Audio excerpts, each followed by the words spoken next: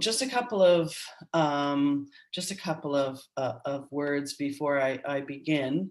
Like Bem, I would really like to pay my respects to the traditional owners of the land where I live and work, the Boonwurrung and Woonwurrung people of the Great Kulin Nation, and I pay my respects to their elders past, present, and emerging, and also to elders of other communities who may be here with us today.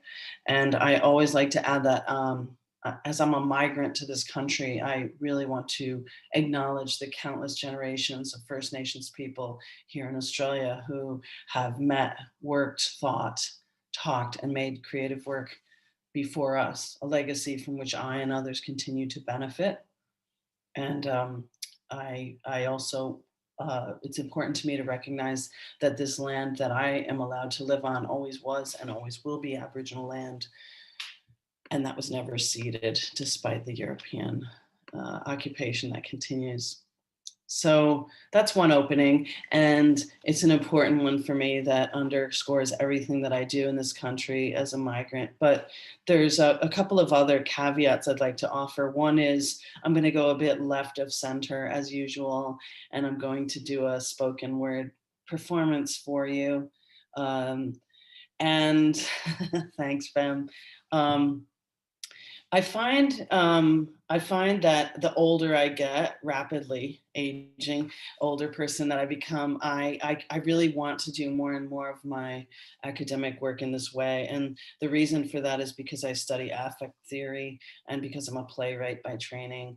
And at the end of the day, after trying really, really hard to adopt the rules and constraints of the university, I've discovered that it all really comes back to the ways in which I was oriented and taught in the beginning of my life, which is around connection, relationship, and emotion. So I'm going to do this spoken word performance for you on this topic as I understand it, that we're addressing in this gathering. But I want to invite you to experience that because this is an academic gathering. I want you to experience that in whatever way feels comfortable. So sometimes, because I think part of our discussion needs to be about the ways in which we're trained out of orality in our contemporary culture. So sometimes I do keynotes in spoken word, and that's like 45 minutes of me just rapping and riffing, and it can be very difficult for audiences who are not used to no visuals and an oral story being told in a rhythmic way for them to actually stay with it. And so I think this is a point of discussion about the ways in which we are constructing knowledge here and ways in which we are constructing the possible. And then the other thing I would say is, unlike when, someone performs out in a club or other kind of non-academic setting and people receive it in their different kinds of ways, very different kinds of ways, I want to flag and request that you think about that, you think about it as an artistic form that nevertheless does have academic content meaning. Because what I find often in conferences is that when you do something creatively, people in this space, and I don't mean the people themselves, but the terms of engagement of these spaces, is that people can't really engage analytically and creatively often at the same time, if that makes any sense. So if you do something creatively, they'll go, wow, that was amazing, and sort of leave it there, or if you present like an academic paper, then they're going to have some questions for you, right? So it's that binary or the bifurcation that we've been talking about.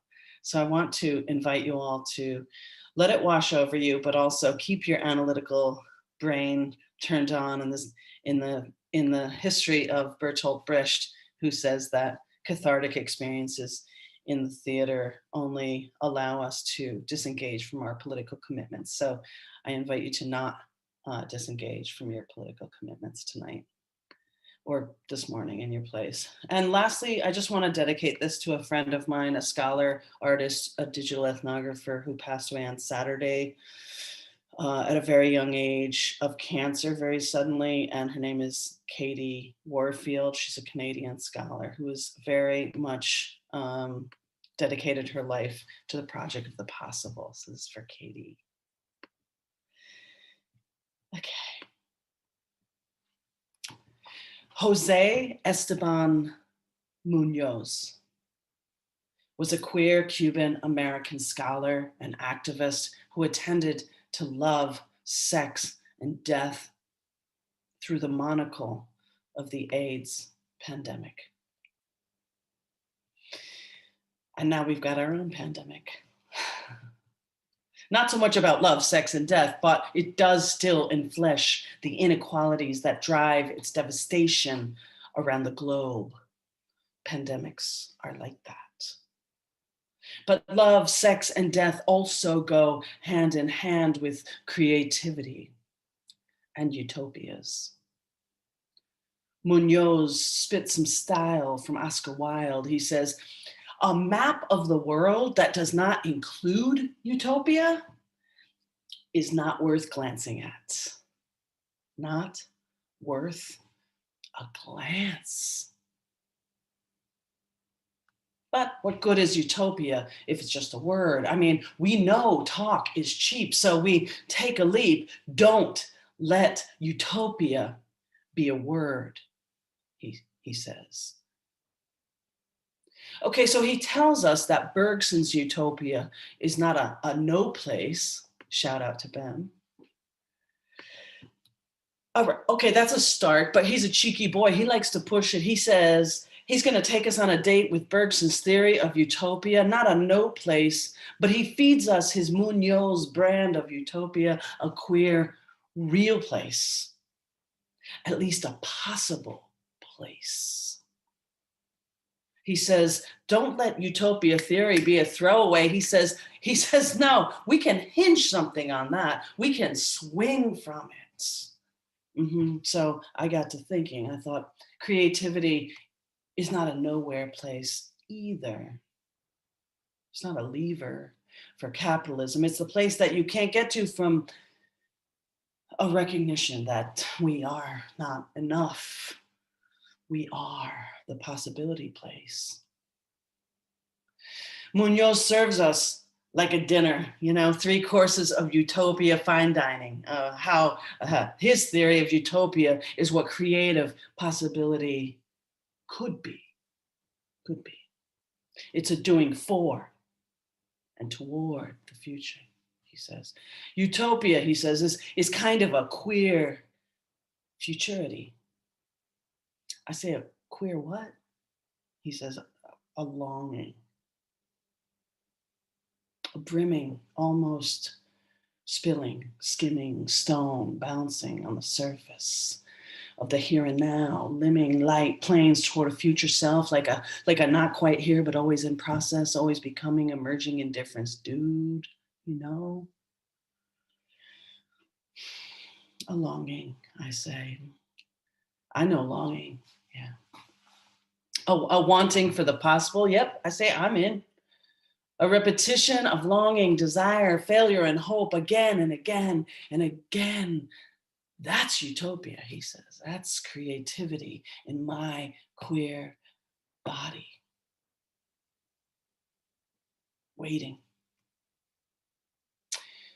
for a call we can almost, but not quite hear. A rehearsal for the future that looks back, even as it looks beyond to an event that does not yet exist. He reminds me, he is here. We're still close. We're all in this together, searching, not alone. And this part is crucial, this attunement to bodies. Bodies are always the evidence of the possible. He sees queer futurity as a gesture, a politics of a means without end, an idealist manifestation of an abstracted utopia in which nothing is produced or enacted. Nothing is produced. Imagine that. But in which something is being endured and supported together. Utopia in the everyday can be glimpsed in utopian bonds, affiliations, designs, and gestures that exist within the present moment, present, future tense. No, not past perfect. Failure is part of waiting, imperfectly striving, breathing, touching. And mark this, failure must be part of any possible. Oh, I mean, productive risk taking, as we call it in a very unsexy way in education. Yes, a call to a kind of risk taking that really doesn't ever fail because, hey, you know, it's still productive. So don't worry about it. Don't be scared. I mean, just, you know, rubrics and all that. But just remember, under certain circumstances, failing, losing, forgetting, unmaking, undoing, unbecoming, not knowing may in fact offer more creative, more cooperative, more surprising ways of being in the world. Failing as the possible. See, failing is something queers do and have always done exceptionally well. So does our possible, our creative utopia have the nerve to fail? This group of possible, to be in relation to the impossible, to embrace its shadow. Because abstract utopias can and often do reproduce the very coherent, totalitarian, and prescriptive ends they seek to dismantle. So I put to you, what kind of possible are we talking about here? Well, creativity shows us utopia, a version of the not yet here, like queer and ideality. Munoz says, look, we may never touch queerness, but we can feel it as the warm illumination of a horizon imbued with potentiality. Oh, such possibility. I feel like I'm 18 again. The warm illumination of a horizon. Okay. Worth a glance. Even if a glance is all we have, we still need creativity and glances. But you must admit, creativity has become a pandemic of another order. Thought border and emotional disorder, capitalism's shock absorber. For Munoz, queerness and creativity are modes of desire that fire us beyond the quagmire of the present moment. And this present is a quagmire, right? Oh, we are so much more than this, so much more. If we want to be, we must dream and redeem better pleasures, better ways of being in the world, new worlds even, utopias. Clinging on to the longing that propels us onward, the thing that lets us feel that this world is still not enough, lets us reject the here and now and insist instead on our potentiality, hurl toward our possibility. Now that is creativity. Real queer creativity is queer. It is. But how? We say, you say. How do we do it? All well and good. When every creative spark spins an industry, when every creative act maps a monopoly, how to defy the relentless commodification of our creative minds and bodies. Oh, how to escape the merchandising, sporting goods, consumer goods, kitchenware, artifacts, staplewares, fancy goods, product, profit margin, dry goods, basic export, future importation, shopping, trade, furniture, influencers, good salvage, soft goods, worldly goods, good goods, all are worldly possessions, how to escape these chains of oppression, put the flesh back in consumer digestion. We are more than what we buy. We are more, surely, than our profit margin. We are more than our user experience. And I know you know we are more than our use value. We are utopias of possibility. Real creativity must be a priori queer. Why? Because real creativity is enabled by an investment in the not yet here, otherwise known as the future, and the no longer conscious, aka the past.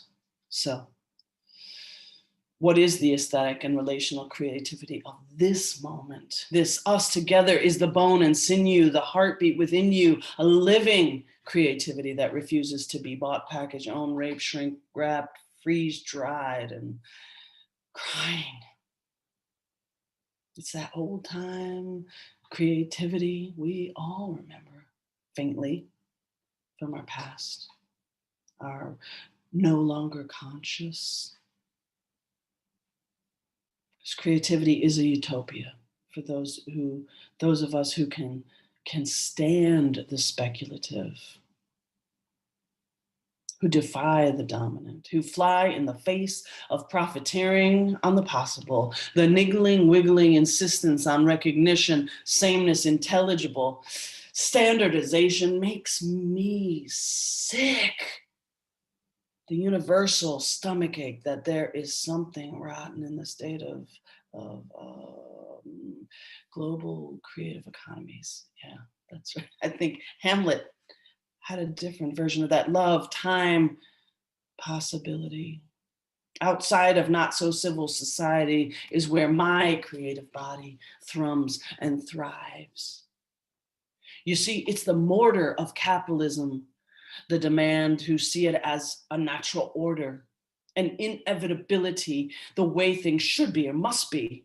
No, not creativity. No, creativity wrenches us in our guts. It cuts us crosswise against the grains of painful standardization. It cries out for education that remembers the might be of our possibility, the hot breath of hope, the stability of civility when we come together for more than utility. And we always do. We know that, but we forget. It is human to forget. Our gullibility stops us from taking a stand against capitalism's ever-expanding force field of how things are and so-called will be. But we know it's not true. So we turn. In searching for the possible, we discern the whisper of a politics of a queer kind of utopia, not based on prescriptive ends, but on this creative body and its ability to burn through all the words, to shudder, to bring us back to this moment in time and this place with you all, and forces us to see again that this is not all there is, not yet.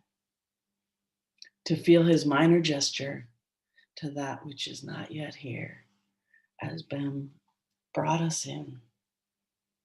We look beyond this place and time to something wilder, more sensual and brighter, and not yet of creative relational love and hope.